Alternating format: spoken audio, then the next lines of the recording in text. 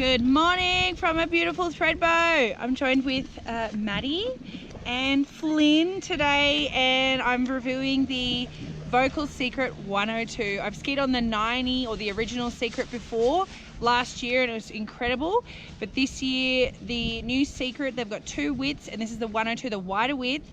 It has a 3D radius, so it's wider. It's got a wider radius at the tip and then a narrower at the middle, so it's 23 at the tip, 17 in the middle.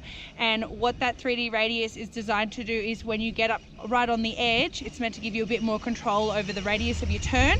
Done one run already as a warm-up, and oh man, it was a warm one. But we're going to keep skiing today and see how these new Volkl Secret 102s go.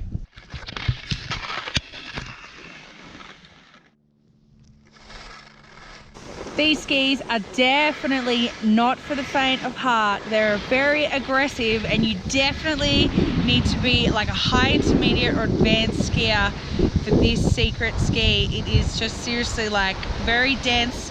It's stable, there's no chatter to it, and you'd really have to be ready for it.